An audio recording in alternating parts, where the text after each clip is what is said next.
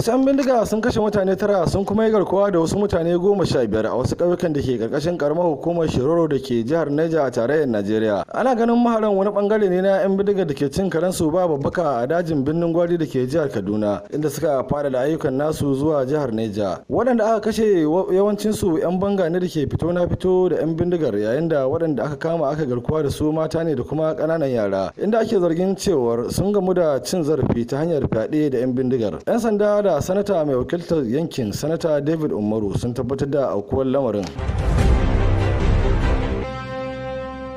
Dakarun sojin saman Najeriya sun ce sun samu nasarar ragargaza wani sansani da dakarun da ke biyayya ga kungiyar ISIS ke samun horo a yankin Malkalauri na arewacin jihar Borno. Ɗaruruwan mayaka ne dai suka halaka, sannan wasu da dama suka samu raunuka. Mai magana da yawon rundunar sojojin ta sama ya komando Ebukulle Darmola ya ce wani jirgin leƙen asiri ne ya gano kai koman maharan a wani daji, daga baya aka hare su. Ya ƙara da cewa rundunar ba za ta yi ƙasa a gwiwa ba wurin aiki tare da dakarun ƙasar na sojin Najeriya domin fatattaka abin da ya rage na 'yan tawayen daga yankin arewa maso gabas.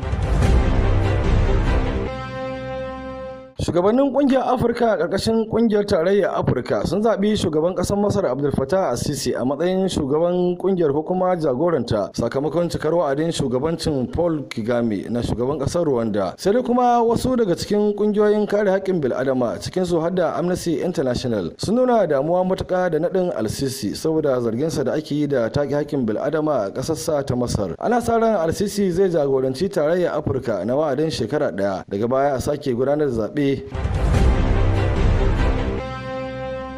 A rahotonsu na shekara-shekara, dakarun sojan ruwan Najeriya sun ce sun samu nasarar lalata wasu haramtattun matatun mai guda 637 a shekarar 2018. Wannan matatun man suna yankin Niger Delta ne mai arzikin man fetur a Najeriya. Haka kuma dakarun sun ce sun samu nasarar damƙe wasu mutane 340 da jiragen ruwa 104 da ake zargin ana amfani da su wurin sata da kuma fasakorin man. Kimanin lita miliyan 23.1 ne ake kiyasta gwamnatin Najeriya na asarar su sakamakon sata da kuma fasa bututun da ke dauke da man. Makarantar kimiyya da fasaha kan albarkatun man fetur ta kasar Saudiya ta kaddamar da aikin ba da horo ga injiniyoyi a kasar tare da haɗin gwiwar cibiyar albarkatun man fetur ta kasar Faransa kan dabarun tace danyen mai da kuma hanyar inganta man da Saudiya ke samarwa. Babban kamfanin man fetur na Saudiya wato Saudi Aramco da wasu kamfanoni sun shiga tsarin horar da injiniyoyin domin ba da gudunmuwa. Cibiyar kimiyya da fasaha ta Saudiya hakanan za ta yi aiki tare da sauran cibiyoyin samar da albarkatun man fetur na yankin gabas ta tsakiya domin amfanin man kasar Saudiya da kuma sauran kasashen.